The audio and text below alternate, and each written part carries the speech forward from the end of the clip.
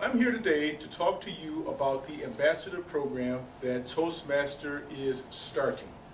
So let's talk about that specifically. What is this revitalization program that is going on with our education program? Next slide, please. One of the things that you may have noticed is that when you are going through the educational program, you have two tracks that you can take: the competent communicator or the leadership track. So the 2010 Strategic Planning Committee got together, they took a look at our program. And what they tried to see, or what they tried to understand, were the pros, things that worked very well, and the cons, things that needed to be improved upon. And how they went about doing this is they had surveys of current and former members, taking a look at all of the educational material, and tried to look to see where there were disconnects with what's going on in the real world today and where they can make improvements, and also developing what is our core, what are those attributes, those things that Toastmasters stand for, that they can deliver to the members that's going to improve them not only as a speaker but as a leader. Next slide. So why was there this focus? Why was there this need to take a look at our programs? And the survey brought up this, that many members found that the program was confusing. They weren't sure exactly what they needed to do in order to progress through the process. Am I taking the leadership track? Am I taking the communication track? Which manuals do I need to do? How many of these checkpoints do I need to actually acquire in order to go on to the next stage? Not only did they take a look at that, but they also got a team together, a learning masters committee that they call, that actually helped them out and that they are continuing to work with, that is helping to point out some of those disconnects. But taking a look at some of the things that they found via the survey, many of the projects today are out of date. They're just simply no longer applicable in today's environment. The real world needs of our members are not being met, and that clearly needs to be addressed, such as online training. Why is it that you necessarily have to go via the manual? Here at Ford, we do a lot of things via WebEx. More importantly, for our training classes, there are a lot of online training that you can take at your own pace. So, please go to the next slide. What you see here is the two tracks. So there is the leadership track, which I had mentioned earlier, the competent leader, and that's this manual for those who may remember seeing this. And then there's the competent communicator manual. You can go track A, the competent leader track, and you get your CL, your advanced leader bronze, your advanced leader silver, and then you become a distinguished Toastmaster. For the competent communicator, you simply can go through the advanced communicator bronze, silver, and gold. But this looks nice and pretty at this high level.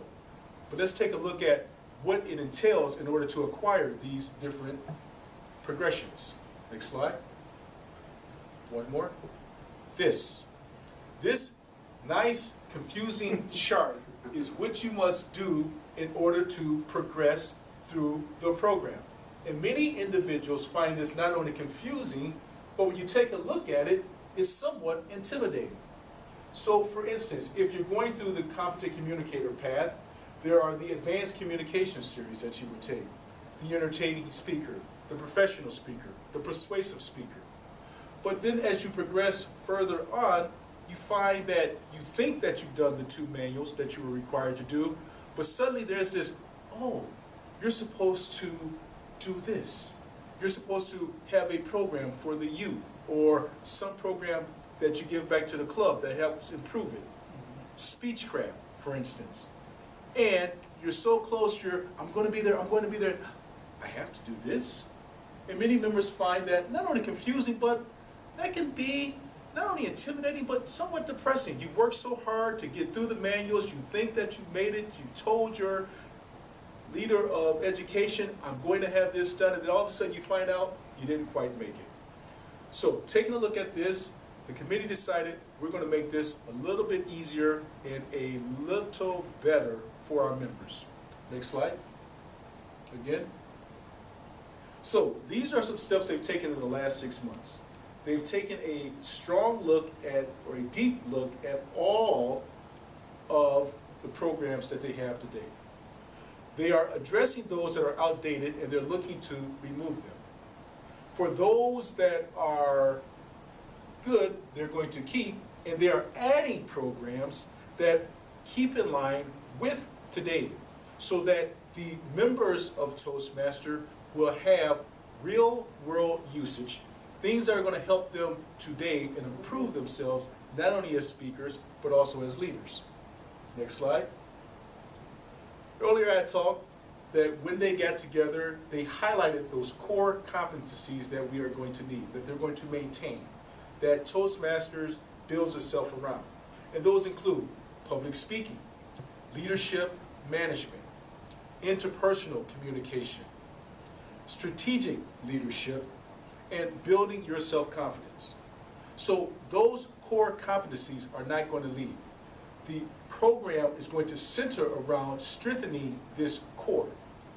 But one of the big differences, if you go to the next slide, is now when you go to do the program tracked, you are going to actually take a survey in which you're going to highlight what are your objectives, what are you really hoping to learn from this, and that way we make sure that the path that you want to take meet your objectives. But the core principles of Toastmasters doesn't change. We're still going to have our meetings. We're still going to have peer reviews. We're still going to have evaluations. So what you've come to know and love won't change. But the improvements will be that it's going to be more applicable to today. Next slide. As noted earlier, many projects now will give members the skills and knowledge that they can use in real-world situations. The projects will be more relevant to the members. And last, the types of programs will help members to succeed outside of Toastmasters as well as inside of Toastmasters. Next slide. As noted earlier, your learning will be tailored to you. No more that you have to go through this step by step by step. Now it's going to be tailored to what you want to get out of it. And we're going to help you be the best that you can be and to meet your objectives. We've already talked about the learning path. There's going to be more information as they roll this out in the next 6 months, which is going to have more specifics. It's going to show you exactly what's changing, how it's changing. So we will have that information forthcoming in the latter part of this year. Next slide, please. I'm sorry. Just to recap what that new journey is going to be. Now, as part of the Revitalized Education Program, you get to answer a survey where you set your goals and your objectives. The survey response will help determine the tailored learning for each member. Then the member actually completes the projects and receives the mentor support. The member receives recognition, and additional learning paths are recommended. So this is the track that you want to be, i.e., I wish to become a professional speaker. Very good. Then these are the classes or programs that you need to take. There's going to be online training as well as the manuals. I have a preference of which one I can take. And they will now make sure that my goals and objectives are being met. So, my 5 minutes are up. I know the red lights come up. That's in a high level. It's what the ambassador program is about. One thing that I would like to do is take back questions that you may have, specific questions that you may have, or concerns, so that I can report that back to Heather, who's actually leading the ambassador program for this region, and she would get those back to the learning masters to make sure that they are going to address them. So with that, I'm going to conclude and say thank you, Mr. Toastmaster, for the time, and fellow Toastmasters. At the same time, I'm going to say if you can give me some feedback, some concerns or questions that you may have, I will be sure to take that back to Heather. Thank you.